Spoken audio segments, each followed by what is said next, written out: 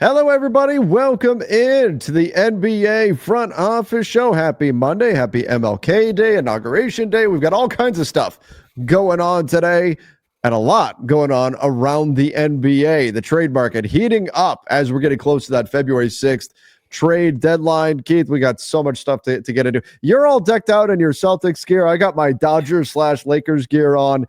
We are the perfect contrast today. Yeah, exactly. I mean, it is Celtics Lakers week, so That's right. we do revel in our exceptionalism that we absolutely know that that is the best rivalry in basketball, and nothing else can touch it. So we'll have that a little later in the week, and yeah, the Celtics are playing here in a couple minutes. The real reason for the hat is I'm in desperate need of a haircut, and I can't That will do control it. what's going on underneath it, so I just gave up and threw a hat on. Well, that's always a good reason for it.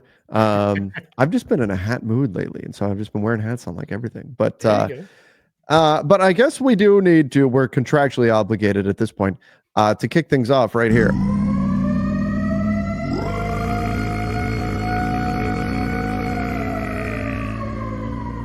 I want to see me get my joy back from playing basketball, and wherever that may be. Can you get your joy back here on the court? Probably not. Jimmy Butler update. Keith, so it sounded like there's some teams, according to Brian Windhorst, making some moves behind the scenes, preparing something, maybe to shed some salary, do some stuff, and maybe it's connected to a potential Jimmy Butler move. Of course, Jimmy would like to get to the Phoenix Suns. I don't know if that's going to be possible or not. I think all that hinges upon the Bradley Beal situation, but maybe something will get done. As much pessimism as there was last week, hearing that teams are kind of preparing, shuffling some things behind the scenes makes me a little more optimistic that we'll see a Butler trade before February 6th. Yeah, Windhorse on the Hoop Collective even gave I was talking to a team that was like, hey, I got to go. We got something going on. And he's like, so that was maybe, where it was, or he's talking to a team that said a team told him that. I can't remember now. It was all there. But yeah, it does sound Someone like said something. Yeah, exactly. Right. Yeah. But things are moving, right? Things are starting to happen a little bit here. There's the secondary related topic that we can get into in a second here.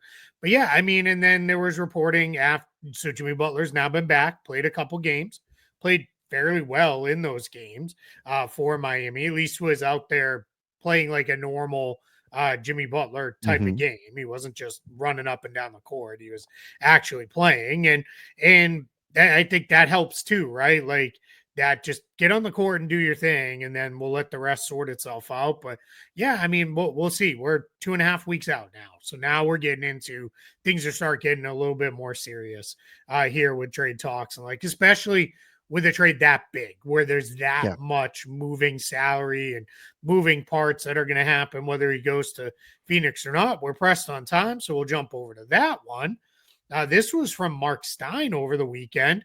The Bucks are a team that are said to maybe be more interested in Bradley Beal than Jimmy Butler. This came on the heels of Sam Amick reported, and Mark Stein said he's heard the same thing, that the Bucks have not been told not to trade for Jimmy Butler. That's not a thing, but that they may be more interested in Bradley Beal than Jimmy Butler. They had great interest in Beal like a year plus ago now, when he was traded to the Suns. They were really interested, and then the Suns ended up getting him, and they obviously moved and got Damian Lillard instead, and that's how that all played out and went down. But yeah, I mean, a little interesting to see where that could all go. But why? Like, I honestly, I don't get Bradley Beal with the Bucks. I think you're going to have a big, like, are you playing Beal with Dame? Great. Your backcourt's going to get shredded defensively, and you're just going to be trying to put up enough points. And you certainly can. I mean, you can have one of Beal or Lillard on the floor at all times, which is nice to have a high scoring card like that available. But again, you're not addressing your defensive concerns. Instead, you're leaning into your defensive issues. And on top of that, you're still dealing with that no trade clause. I mean, if I'm Milwaukee, I would much rather have Jimmy Butler than Bradley Beal. So I was surprised to see that they would have more interest in Beal, that it's actually the other way around, especially just given everything contractually with Bradley Beal, the fact that he's got one of two active no trade clauses in the NBA. Yeah, and next year, and I'm doing some rounding here just for purposes of making it easier. Beal, Giannis, and Lillard would combine to make over $160 million, just the three of them. Whew. And that's against the salary cap that, yes, it's going up, but the salary cap for next year projects to be 154.6. So you're already over the cap for just those three guys. Any chance of not being a second apron team and all the other things like that would be completely out the window. Yeah. You would be, deep into the apron and everything else. And to your point, you'd be locked in. You're already locked into Giannis and Dame, which is fine. That's not an issue. But now you're locked into Beal for at least, 2 more seasons after this one. And that just gets super messy. I mean, yeah, I get it. You could, if everything went sideways and Giannis didn't want to be there, you could turn around and deal him for a mega haul. He's probably if traded, the next guy who will get here's 4 firsts and 3 swaps in between and extra stuff and young guys and expiring. So everything you could ever want to rebuild. But yeah, I don't really get it. I mean, I can see some of the vision of, all right, I get the offense could be really, really good. Sure. But unless you're basically saying, hey, we can't fix this defense anyway, just forget it, and we're going to go all offense, I really don't get this. This seems like one that would get people all fired up and excited, and you'd start seeing the post of who's stopping this team. And, in April, it'd be like anyone Right. who can score, that's who's going to stop that team. Like that's where y'all get sideways for me. I think that while Giannis makes it a better, like Giannis, Lillard, and Beal on paper is a better big three fit wise than KD, Booker, and Beal, because KD and Booker are both so scoring dependent, right? Whereas Giannis defensively is a fantastic defensive player. So you at least have that. But I think you would still have diminishing returns because Giannis and Lillard are both better scorers than Beal is. And that's Beal's best skill. So now he's still third man on the totem pole in terms of scoring. And that's I think going to be a problem there. You're essentially signing up to have similar issues to the ones that the Suns already have. Now you do have some other pieces, but you'd have to include some stuff in order to make the trade work. You'd be talking about like Chris Middleton. Of course, you got to unload Pat Connaughton first just to make it happen. Yeah. You'd have to get him off your books just to become a first-tier apron team so that you can make some kind of trade. So where you can aggregate salaries. So it's just it's surprising to see the Bucks interested in doing this. Like you said, it would be one of those moves that would get a lot of attention. But if I step back and I think conceptually, big picture, what do I want next to Damian Lillard? I want a 3-and-D guy that can help make up for Lillard's defensive deficiencies, and that's just not what Bradley Beal is. Yeah, I completely agree. I mean, it's very hard, right, to get any form of perfect player. Sure. Because those guys aren't available, right? It's like all these teams, and there's a note in here we're going to get into in a little bit about how these teams are all calling about Herb Jones, even though he's injured. Well, yeah, you're not getting him because you would have to give up such a ridiculous amount that then it doesn't make sense for you because the Pelicans have absolutely no reason to trade him. And that's where all this stuff becomes, hey, we'd really love to have this. Well, okay, but you can't really get that. So, where are we going with that? But yeah, I mean, is there part of me that wants to, sit back down with you, ideally not at 2 a.m., breaking down a Jimmy Butler to the Suns, Bradley Beal to the Bucks, and Middleton and Lopez to the, Heat trade? Yeah, 100%. I would love that. That'd be, a blast. And we'd have so much fun doing it. And that would, that would probably be the biggest trade in NBA history as far as names and salaries moving in one deal. I just don't think it's going to happen. Yeah. Yeah. Now, do you think Jimmy Butler being traded is not going to happen, or him? No, I think Butler's going to get traded. I think so too. Okay. I think he's going to get traded. I think he's going to get traded to the Suns. I don't know. Other than Damian Lillard and the Heat, which was more of the Heat could not get there in what the Trailblazers needed. Hey, guys get where they want to go. Like that's just how it almost always works in this league. So I'll continue to think that, and I don't know, maybe somebody else jumps in there and says, hey, we're going to get them, we're going to make it work. I mean, there's certainly teams, we've talked about a bunch of them that could make sense, but yeah, I do think he's going to get moved because I gotta believe too, Miami is like, we don't want to do this, like, and then you got to deal with, all right, what's our offseason going to look like? Because our primary focus needs to be finding a trade for him 4 months later or 5 months later, like, is that going to be any easier? Then, yeah, in some respects, because roster limitations are out the window. You'll have teams with cap space that can facilitate all those things would be there, but it's not going to be any easier as far as this is what we want for him. So that's where it just gets super messy. All right. Speaking of messy, the top Sixers may pivot towards trying to keep their pick. Their pick is top 6 guarantee. Of course, we're talking about the Philadelphia 76ers. Their pick is top 6 protected. Otherwise, it goes to the Thunder. And if you look at, and we talked about this, I think, last week about how difficult the Sixers' schedule is coming up. It's not pretty. And currently, they sit in the 11th seed in the Eastern Conference, and they're 2-8 in their last 10, including losing their last 6 in a row. Joel Embiid is once again sidelined. And this is just falling apart. The wheels are falling off here in Philly. The question is, have they already won too much to secure a top, or are they just, aside from just hoping that ping pong balls bounce their way? Yeah, you've got that part of it too. I forget what it was, if they had finished around like 8th, which would be conveying the pick, which, by the way, that pick would go to very likely Oklahoma City because they need that. But it's you'd have about a 25% chance of coming into the top 4, jumping up. Remember, you can only jump into the top 4 with that. So but the other thing is, if you look, I'm glad you went here. So they're 8th today. This hasn't updated, I don't think, with today's games. Maybe Charlotte's win is in there. I don't know how quick Tank Thon updates. But yeah, they're in range, and that'd be 26% chance of jumping into the top 4. So that's kind of all right. Maybe. Can you go back to the regular standings page real quick? Yep. If you pull that up, here's the other challenge. Who wants 10? Like, the Bulls are just playing horrendous right now. Yeah. They've lost 5 in a row. They're losing to teams that stink. Like, we've got a Bulls item coming up next about their shopping one of their starters. They've been listening on Levine and Vucevic. And it sounds like there is some pressure to, hey, let's make some moves. Like, let's do some stuff.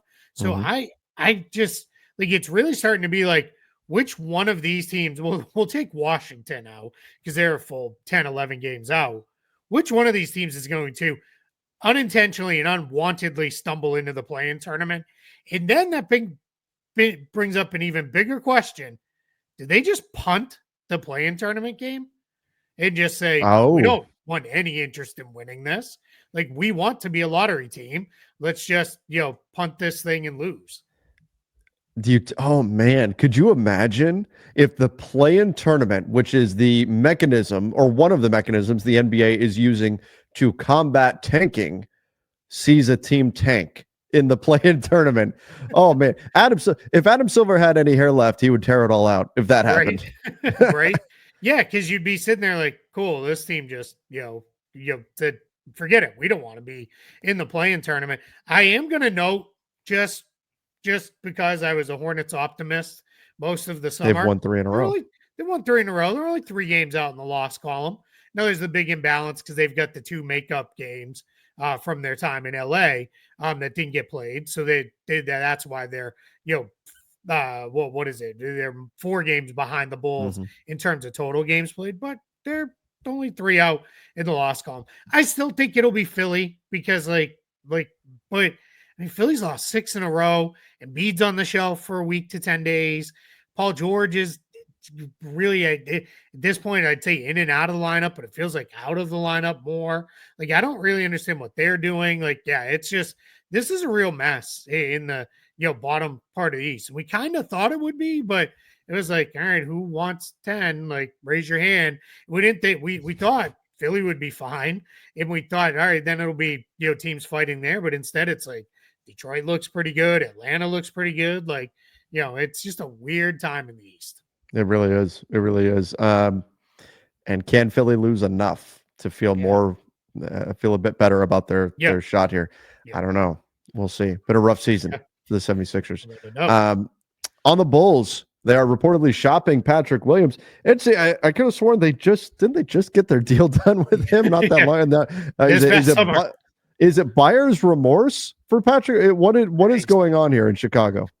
Yeah, there were some really interesting quotes from Billy Donovan as you pull it up there. Yeah, 5-year, $90 million deal, $18 million flat. That's again pretty easy to move deal. It's only $18 million. That can be traded just long relatively term. easily. And I gotta love that player option at the end too. Right now, on the plus side, if you think, hey, we can get Patrick Williams right and turn him into what he looked like he was maybe going to be, which was a like kind of poor man's Harrison Barnes, where he can defend at some and both forward spots and maybe even the two a little bit, and he can hit shots and those kind of things. You're fine to saying, all right, 10% of the cap. Yeah, great. We'll move forward with that. The problem is this year he's been absolutely awful. He doesn't do anything but stand in the corner. And Billy Donovan talked about the other day. That's what I was going to get to. He basically said, yeah, there's just not a lot of connectedness with what we're trying to do from Patrick. And then he couched all of it with, he's a great kid. He works hard. He's like, it just doesn't seem like he gets what we're trying to do. And he's playing less. They've been really removing him from games more and early, especially on the nights where Lonzo Ball is available. He doesn't see a ton of time. And it's just, I think the Bulls, Levine, Vooch, we've heard some Lonzo buzz now in the last couple weeks that they might move him. I really think the Bulls maybe are starting to turn and say, all right, let's look at doing it different. Let's look at moving off a couple salaries here instead of just continuing to chase our tail as a playing tournament team. In other words, what they should have done like years ago. Yes. No. Yep. Yeah. Well, Bulls. Yeah. But that would be good news, I think, for Bulls fans if they do finally say, you know what, let's sell some players here. Let's get really a focus on the future, and let's go that direction. So, you know what, there's plenty of sellers I think on the market right now. The Bulls definitely should be one of them. Whether or not they'll be able to move off of Patrick Williams, we'll see. But yeah, I think essentially a team would have to look at it as, I think, kind of a buy low opportunity on Williams. And, you're looking at let's rehab him, right? Like that's the piece of furniture you find at the thrift store, and we're gonna upcycle it and get it right and put it in, put it in a prominent place in our house, and it'll be really nice. So we'll see with that. So we talk about the Bulls as sellers, their neighbors in the division, Pistons, might be buyers. We're getting more and more buzz that the Pistons are, hey, we're not just renting out our $14 million in cap space. Not that they're not open to that, but they're maybe there. Standings have already updated. They got a nice win in Houston this afternoon with MLK Day. There's games all day. Yeah, playing well. 7-3 in their last 10. They desperately need more ball handling and playmaking. Sure. It's too much on Cade Cunningham right now with Jaden Ivey out. They've got other good players, but none of them are guys you can really put the ball in their hands and say, hey, get us into something. And in that Rockets game, it really went to crap for them in the second quarter when Cade Cunningham came off the court for his normal rest. When he came back in, it stabilized. And then in the third quarter, they took control of the game, and they were able to make it a little bit more better through the second half rest minutes he got. But they need somebody else. And it sounds like now they're, hey, let's maybe do it. And as long as they don't get stupid with a trade and here's multiple firsts and we're trading some of the kids and all this stuff, I'm perfectly fine with them going out and making a buy move and saying, let's go, because it's been a long time since they've had any kind of real success. Why not, push and try to be a playoff team? Yeah, absolutely. And I think they've got I would predict they're definitely going to be at least a play-in team. Like nobody's going to catch them. Yeah. Nobody's trying to catch them. So they've got a bigger part, right? Who wants to catch them? They've got a great shot here, I think, to do something. And then, who knows if they're in the play-in right now? They're even with Miami in terms of games back. If they wind up the 8th seed, like I wouldn't predict them to beat. Like in this case, it's the Magic that are sitting in 7th. I don't know if that's probably not how the way this is going to finish. But if it's Atlanta or something like that, like who knows? They could wind up being in the first round. Now, are they getting past Cleveland or Boston? No, but still, that's valuable experience for this team, and that would be a nice step forward on the season for them. Yeah, exactly. Super young team has a chance to play meaningful games all the way through, and then play a couple, whether it's even just the play-in tournament or you get into the first round. Those are big time games with stakes. And that's great experience for those guys. And they'll take that forward. And then that gives you the idea too. The playoffs reveal more about what you really need than anything else in the NBA. The regular season can give you hints at what you need, but the playoffs really tell you, man, we thought we had enough ball handling, enough shooting, enough defense, enough rebounding. Then you get in the playoffs and it turns out you don't. And that's where they'll be able to then take that into the offseason and say, here's what we really need to do going forward. So I'm super excited for the Pistons, and I'm 100% in on them if they want to say, hey, we're going to go for Brandon Ingram or CJ McCollum. For sure. We're going to swing even bigger and go for Zach LaVine. I'm not going to complain about any move like that because I think it's, let me rephrase. I'm not going to complain unless it gets really dumb with what they send out. Then I'm going to have some things to say, but I don't think they're going to do that. If they go give out a bunch of young players and get Jimmy Butler or something, I'll be, that's a different story, but obviously within reason. Speaking of teams that are selling, Cam Johnson, the asking price is high. Suitors are coming into focus. We've heard a lot of Sacramento being a team that's very interested in him. OKC might be out of the mix for him. Cleveland, maybe not as interested as it first appeared, but Indiana is in the mix. Indiana, yes, that was the other team I wanted to get to. Indiana is in the mix as a potential team. But the great thing about Cam Johnson, as we've talked about, he's really plug and play just about anywhere.